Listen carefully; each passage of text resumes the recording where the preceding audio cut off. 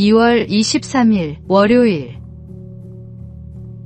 진정한 능력.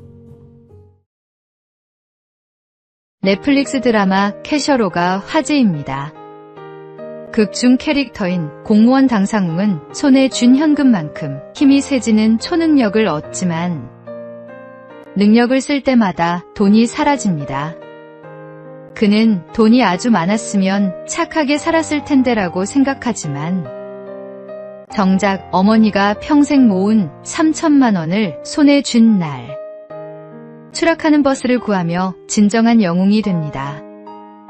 이 드라마는 씁쓸한 현실을 담고 있습니다. 극중 빌런은 현대사회에서 초능력보다 더 센 게 뭔 줄 알아? 돈이야 라고 말합니다. 돈이 곧 능력이 되는 세상. 그 안에서 자기 것을 써가며 남을 돕는 것이 얼마나 어려운지를 보여줍니다. 성경은 주는 것이 받는 것보다 복이 있다고 말씀합니다. 진정한 능력은 가진 것에 많고 적음이 아니라 가진 것을 나눌 수 있는 마음에 있습니다. 주인공이 버스를 구한 순간 그가 잃은 것은 돈이었지만 얻은 것은 생명이었고 의미였습니다. 우리에게도 각자의 초능력이 있습니다. 시간, 재능, 물질, 관심이 그것입니다. 그것을 움켜쥐고 있을 때는 무거운 짐이지만 나눌 때 진정한 가치가 됩니다. 하나님께서는 우리가 가진 작은 것이라도 기꺼이 나누기를 원하십니다. 나누는 것, 그것이 진짜 능력입니다. 오늘의 말씀, 주는 것이 받는 것보다 복이 있다. 오늘의 만나, 가진 것을 나누는 일은 쉽지 않습니다. 하지만 그 순간 우리는 하나님의 사랑을 전하는 통로가 됩니다.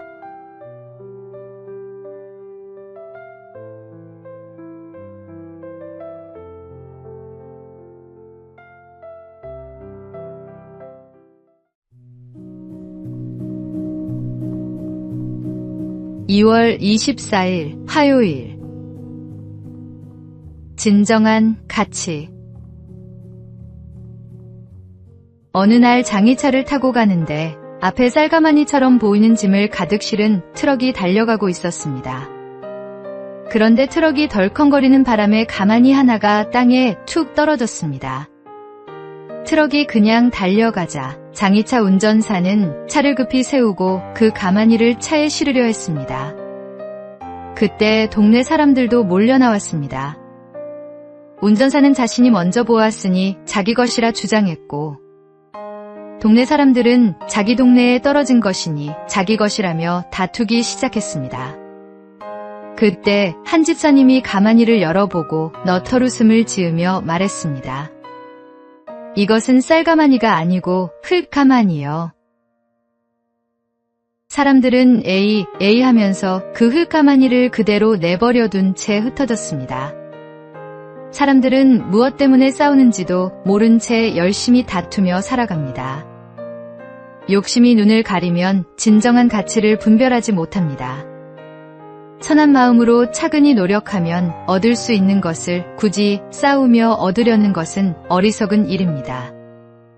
우리는 분별 있는 그리스도인으로서 세상의 헛된 다툼에서 벗어나 진정한 가치를 추구해야 합니다. 주님께서 주시는 지혜로 참된 것과 헛된 것을 구별할 수 있어야 합니다. 오늘의 말씀. 마음이 청결한 자는 복이 있나니 그들이 하나님을 볼 것임이요. 오늘의 만나. 세상의 헛된 욕심에 흔들리지 말고 하나님께서 주시는 지혜로 진정한 가치를 분별하는 삶을 살아가십시오.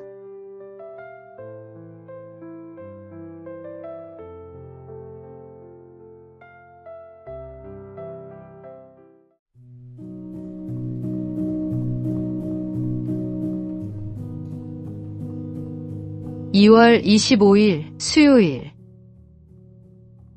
사람을 보는 눈. 한 대학병원에 청소 담당 직원이 있었습니다.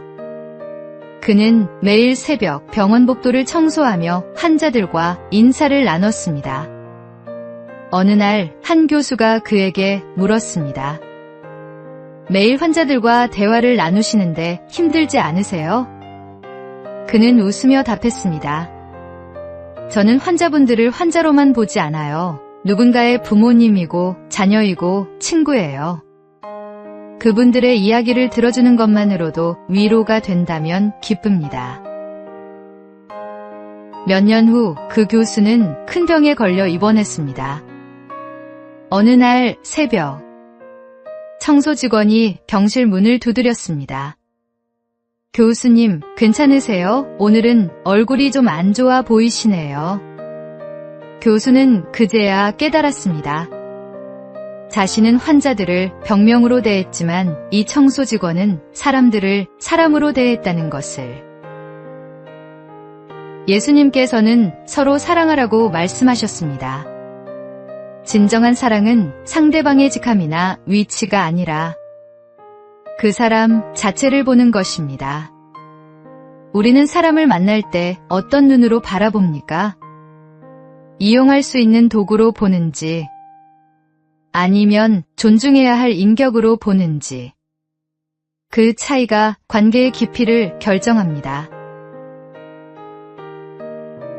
오늘의 말씀. 각각 자기보다 남을 낮게 여기고 각각 자기 일을 돌볼 뿐더러 또한 각각 다른 사람들의 일을 돌보아. 오늘의 만나. 오늘 만나는 사람을 직함이나 역할이 아닌 하나님의 형상으로 지음받은 귀한 존재로 바라보시기 바랍니다.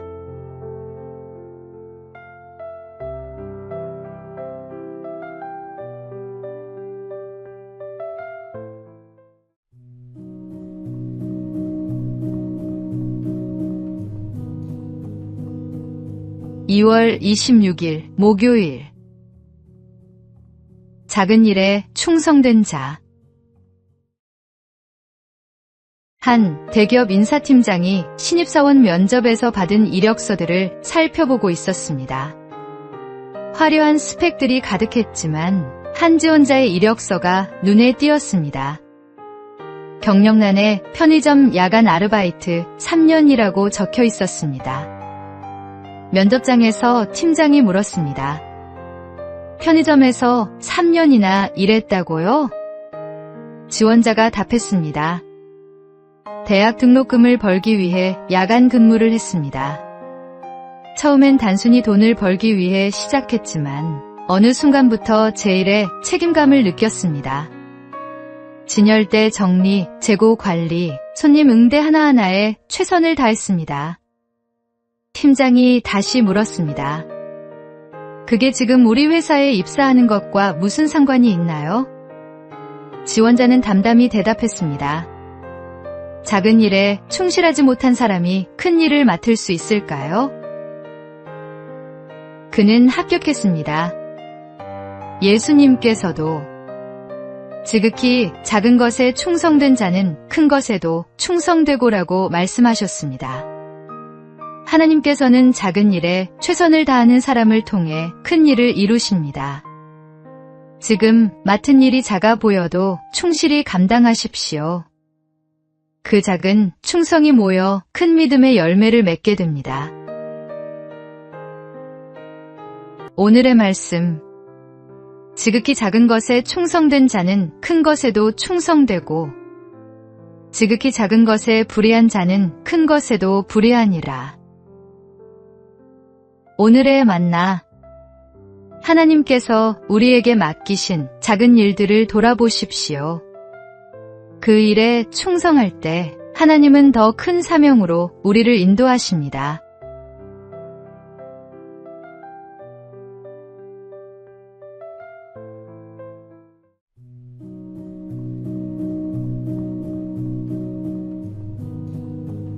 (2월 27일) 금요일. 당신만을 위한 귀. 젊은 부부가 친구들을 저녁 식사에 초대했습니다. 만 1살 된 아기는 2층 침대에 잠들어 있었습니다. 거실에서는 회사에서 있었던 일들을 나누며 즐거운 시간을 보내고 있었습니다. 떠들썩한 웃음과 음악 소리로 집안이 가득했습니다.